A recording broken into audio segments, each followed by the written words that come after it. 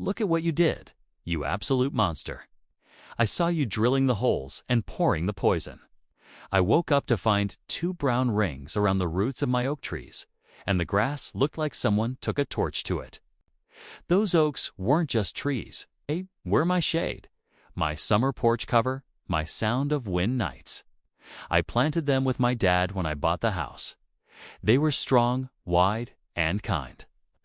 And now they were dying like someone poured poison into the earth. I didn't have to guess who. Brenda lived across the street with her little clipboard and her HOA compliance voice. She hated my oaks because the leaves fell near her driveway. Every fall, like they were out to get her. She would stare at the trees like they owed her rent. 2 days earlier, she had shouted at me about leaf litter and said the board would be forced to act. I told her they were healthy oaks, protected by the county. She smiled that thin smile, and now the bark looked sick. Sap cried out of tiny cuts, and the leaves were curling overnight. That doesn't happen by itself. Went to the HOA meeting with photos. I brought a sample of the weird white dust I found around the roots. The board sat in their folding chairs like kings on plastic thrones. I told them. They looked at Brenda. She shrugged and said, "He's making drama for attention. Those trees are a nuisance." The president cleared his throat. The neighbors kept their eyes down like the carpet was a TV. No one wanted to fight Brenda. She loved fines more than birthday cake. I went home, shut the door, and felt this heat in my chest. I'm not a fighter, but if you hurt my family or my trees, something in me switches on. I sat at the kitchen table and wrote a plan on a sticky note. Step 1, proof. Step 2, law. Step 3, the very public truth. I put a small camera in my window facing the yard. I bought it months ago for porch pirates, never used it. I also called a tree doctor, the kind who knows what roots whisper. He came with a little tool and took soil. Could be herbicide, he said. Quiet. If it is, it's serious. These oaks are protected. He looked at the holes in the bark. These are drill marks. Someone drilled into your trees. I felt sick. Who drills into a living tree? Who hears leaves clap in the wind and decides to stop it? 2 nights later, the camera caught a figure in a hoodie near my fence line. They moved like a person who thinks the dark is a blanket. They poured something from a jug and walked away. The next morning, the white dust was back, only thicker, like a ring.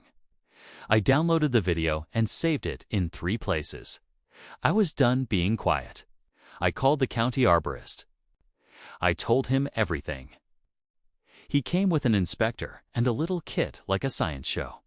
The neighbors watched from their porches. Brenda stood with her arms folded and said, "He's wasting county time." The inspector kept working. He scraped the bark. He found more drill holes, tiny and evil, all around. He took samples. The arborist asked to see the video. I showed him. He paused at the frame where the hood slipped a little. You could see blonde hair and a very familiar cardigan under the hoodie. The arborist raised an eyebrow. "We'll be back," he said. But I didn't stop there. I printed still frames and slipped them into envelopes. One for the board, one for the property manager, one for my next-door neighbor who likes to film everything anyway. I also sent the video to the county email the arborist gave me. Then I waited. The county came back on a Saturday. When everyone was home and grass cutters were singing, they brought a marked truck, 2 inspectors, and a deputy. The arborist had a folder. The board members shuffled onto the sidewalk, in polos like they were bracing for rainfall. Brenda marched out, smiling like she'd won a prize. The arborist spoke to the group. "We have test results," he said. "High levels of herbicide consistent with deliberate application. There are drill marks in both trunks. This is a criminal act." Brenda laughed a little, coughed. "What proof do you have?" she asked. He held up photos from my video. He put them side by side with a photo of her, in that same cardigan from a past HOA newsletter. The street got very quiet. Then, not quiet at all. Whispers, phones out, the neighbor kids going. Oh, like at a school fight. My next-door neighbor raised her phone and hit record. The deputy turned to Brenda. "Ma'am, we need to talk," he said. She went pale, then red, then pale again. "This is harassment," she said, but her voice shook like a tin can. The board president said something about neighborhood harmony, but the arborist cut him off. "The oaks are protected," he said. "There are fines for harm, and the county can order replacement, costs included." People laughed, but it wasn't mean. It was the kind of laugh you make when the bully trips on air. Brenda tried another line. "Those trees were a nuisance." The deputy said, "Nuisance is not a legal defense for poisoning." The county posted a bright notice on my tree, a little flag of justice. It said the trees were protected and listed the fine amount, $30,000. The number looked like a mountain. The board's mouths opened and didn't close right away. Someone from 2 doors down clapped. Another neighbor whistled. Phones filmed. Comments flew on our block group. "Karma, oak adder.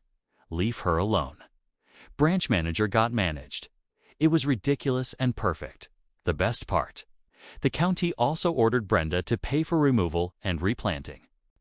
The arborist promised me 2 new oaks from a nursery, strong and tall. He put a gentle hand on the dying bark and said, "I'm sorry I felt my eyes sting, but I smiled." We were going to make it right. The HOA tried to save face. They sent an email about teachable moments and community standards, like they hadn't ignored me. But the board president knocked on my door later and said, "Soft, we messed up." I nodded. "Yes," I said. "You did?" They removed Brenda from the landscape subcommittee, which is the HOA way of saying, "Please sit down forever." Now, the street is peaceful. Kids ride bikes under the empty sky where the old branches once swayed, and soon new leaves will catch the sun. Neighbors wave again. People still remember the day the county truck rolled in, and the deputy asked Brenda for her ID while 3 phones recorded. Sometimes I catch her looking at the Orange County notice on her mailbox, tapping it like maybe the number will change if she stares hard enough. It won't. I water the soil where the replacements will go. I talk to the spot like it can hear me. "New home," I say, "you'll grow fast. You'll laugh in the wind," and when the breeze comes, I swear I hear the old oaks answer back, not with anger, but with relief. We stood up, we proved it, and the whole street saw. Please subscribe to Care and Conflict for more HOA showdowns like this.